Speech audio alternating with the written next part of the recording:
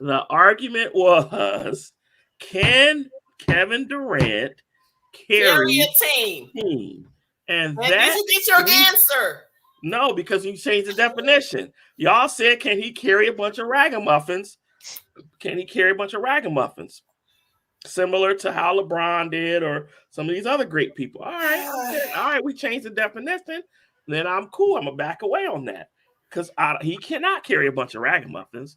But y'all changed the definition on me. No, we I didn't. thought y'all You meant, proved our point, B. can he carry a team? And he did. I'm like, what do you mean? He did it in Oklahoma City, got him to the finals. What you mean he carried him? He had Russell He Westbrook. had Russell Westbrook and James Harden and Serge lead? Ibaka. You Those mean dudes lead a were team? You're saying like lead a team. Can he lead a team? Yeah. Yes. Yeah, that's He what you're. carried- Carry. right. That sounds like Like- your definition, like Correct. lead a team. He Yeah, he weighs can about lead. 5 pounds. You can't We throw were nobody just on talking his about back. Giannis. Giannis is carrying. He is carrying that team, right? Yeah. But Right. what I'm saying is, yes, can he carry a team? Now that I know y'all's definition, I was thinking more like lead. You're correct. No. Right. No. Yeah, First of all, he's not a leader. The problem with Kevin Durant, Yeah, he's not. he's not a he's leader. not a leader. Nope. And that's the problem. Kevin Durant is So does how not can you galvanize carry a the truth. team if you're not a leader?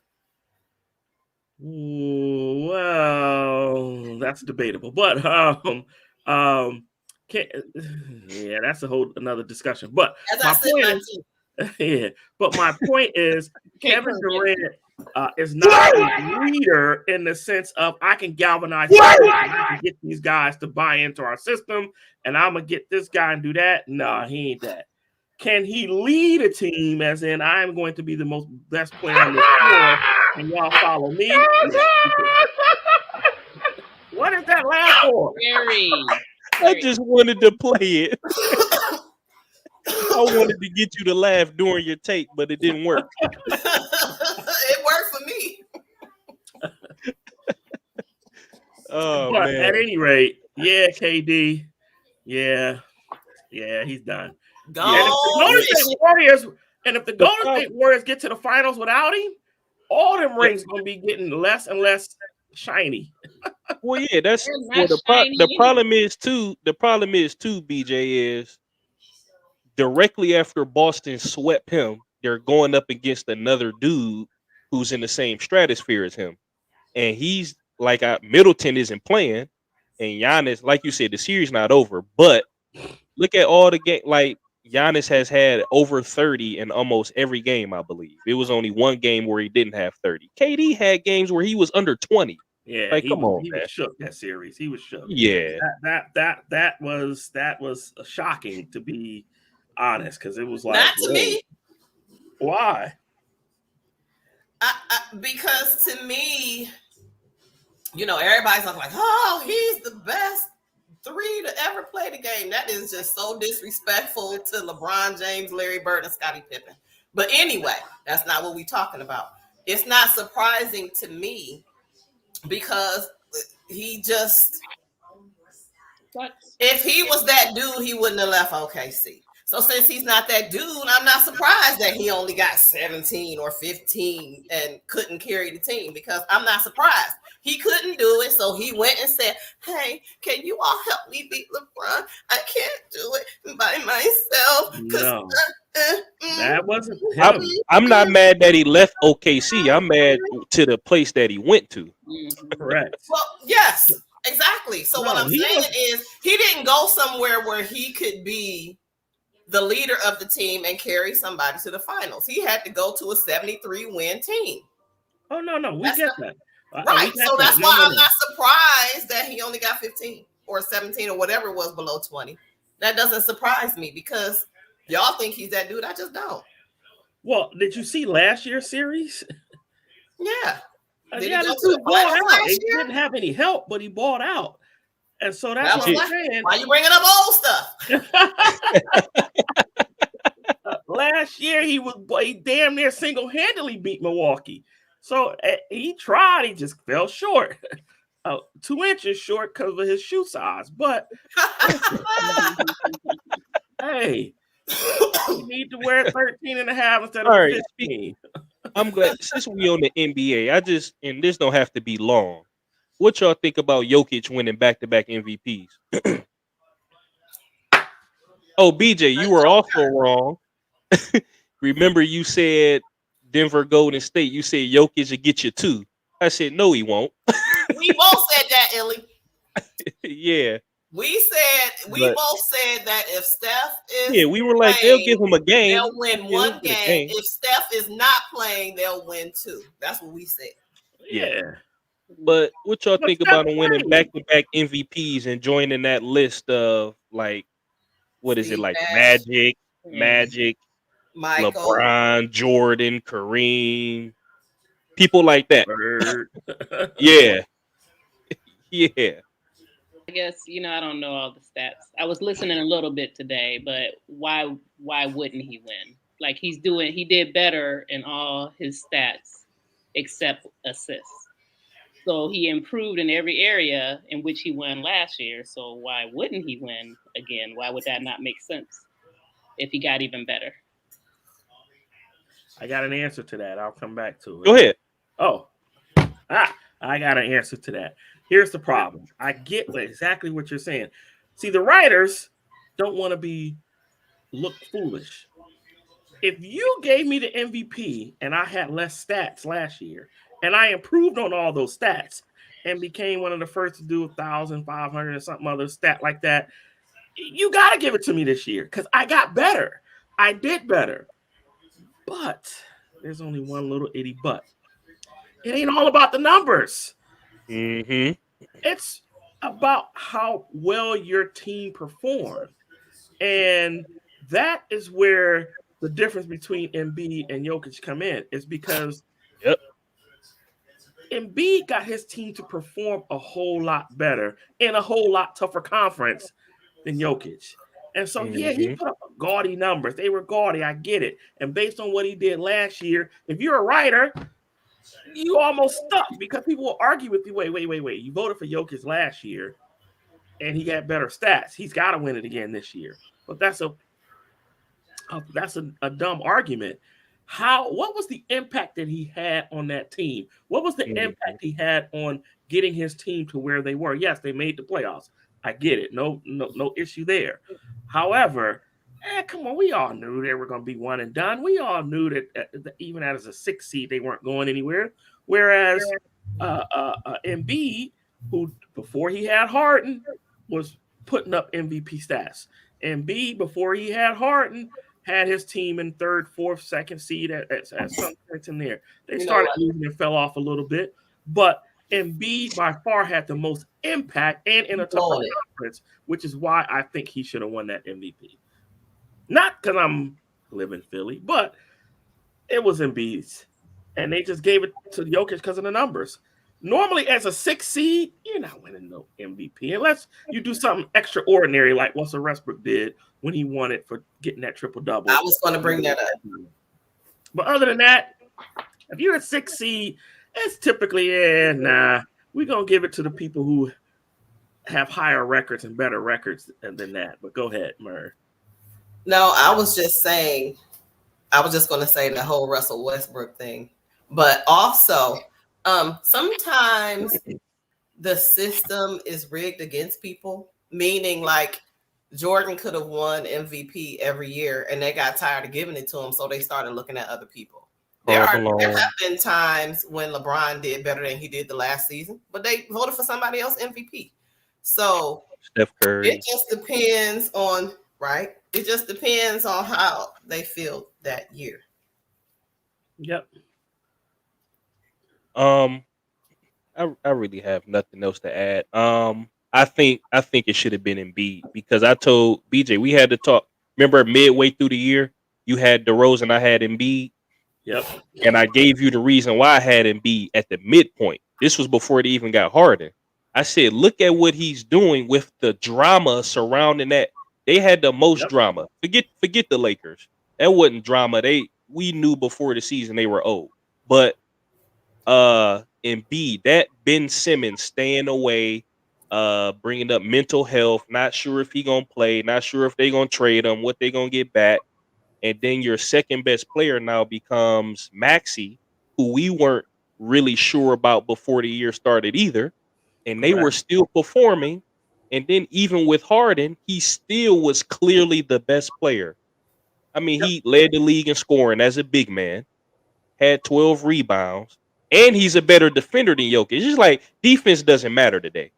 Jokic did all this offensively, but Jokic's defense isn't.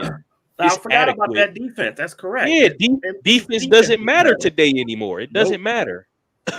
No, it was done because, don't get me wrong, his numbers were impressive, but it was done because, well, I can't not vote for him now if you're a writer, because he did better than he did last year. We gave it to him last year.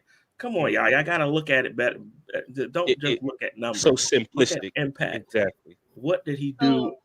I think we've asked this before. So when you talk about MVP, is it MVP of the team or MVP of the league? Well, that's up to debate. Exactly. Because then the numbers matter more. Because then you're doing apples to apples. It's not what I did for my team. It's what I did as a player in the league. So I'm just throwing that out there. Yeah, but team success has to be a part of it. Hence, while LeBron would have never, even though he had one of his best statistical years he's had in years, he would have never won it because his team stunk. Exactly. So your team success has a lot to do with it. A lot of times they typically love to give it to the best player with the number one seed overall in the NBA, or they like to give it to the scoring champion or stuff like that. So then and that's not fair. I know. I'm just saying the scoring champion, as long as your team is, a relatively high seed in the playoffs.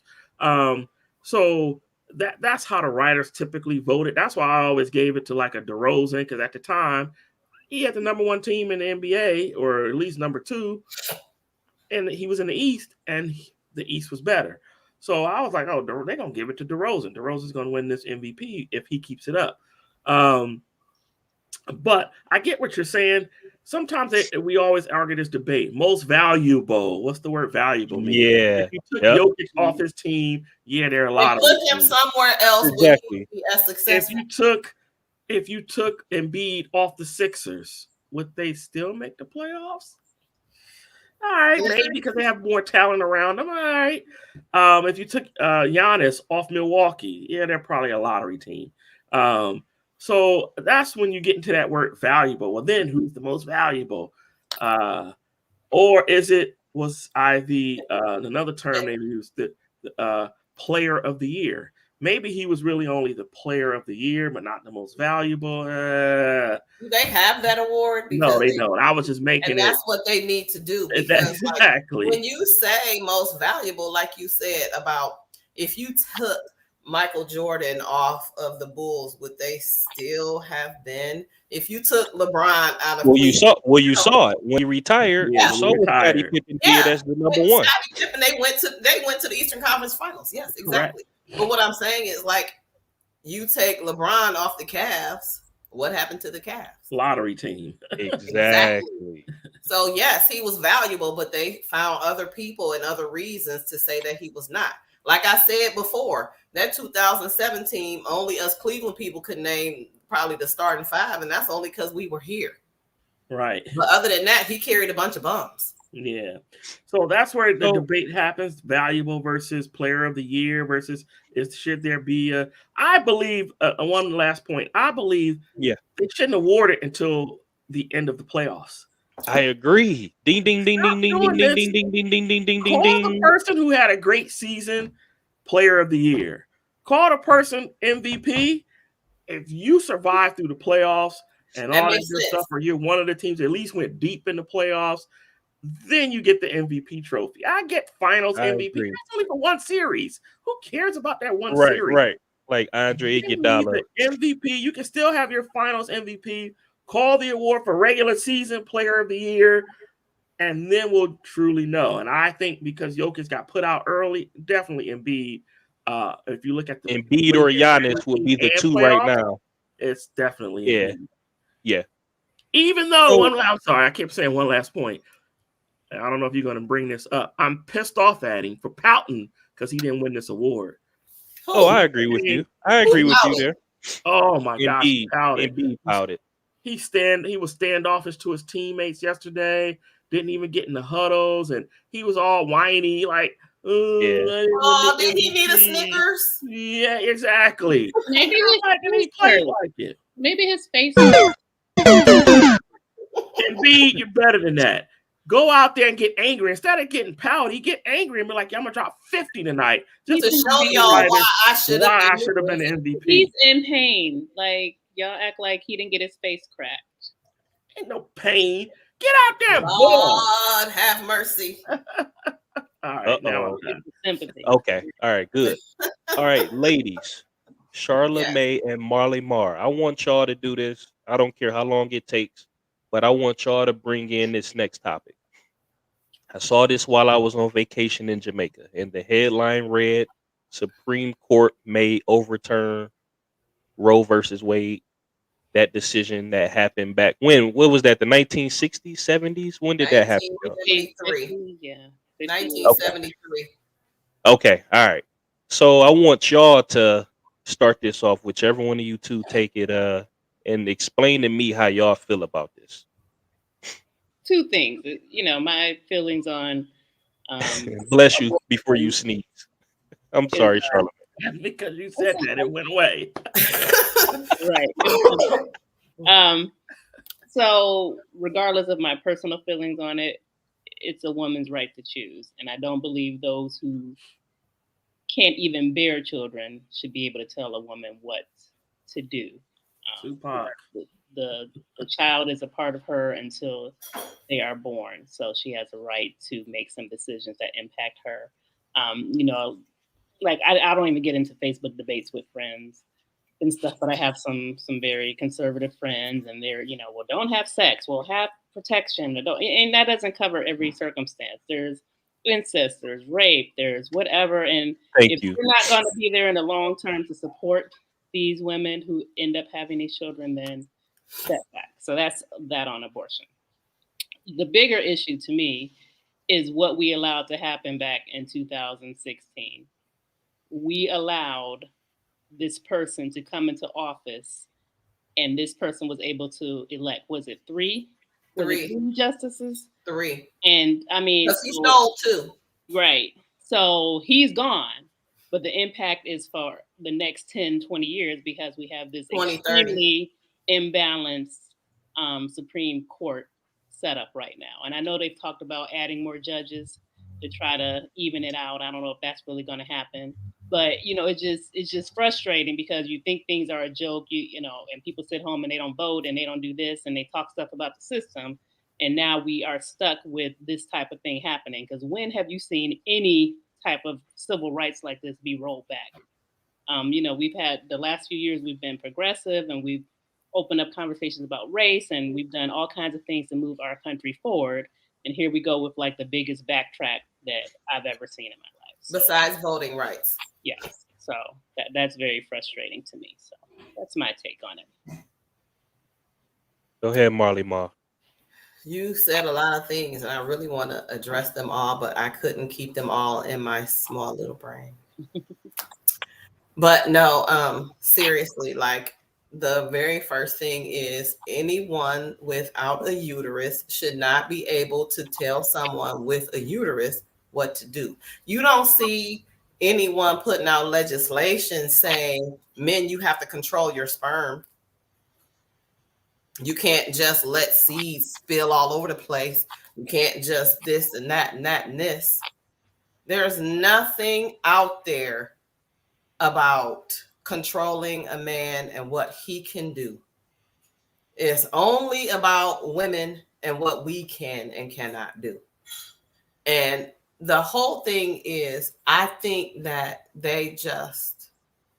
conservatives force their beliefs onto other people. I think that's far reaching. Like they were explaining the difference in life. Like they said for Jews, life is considered after birth. For Muslims, it's like after 5-6 months. I don't know. Then, Christians say at conception. So you're trying to force your beliefs onto Jews and Muslims and anyone else who don't believe what you believe. I think that's overreaching. I mean, like, I can't force my opinions on millions of people. And everybody will say, okay, well, what Marley Marl says is going to be the law because Marley Marl, chicka chicka, you know what I'm saying? I mean, what? So, I mean, it's sad and a shame that we are going backwards because conservatives are so afraid of the new America that is coming. They did like I said before on the podcast, they did a test or some kind of survey, and at the time it was 2 years ago, and they said all kids 15 and under are majority people of color.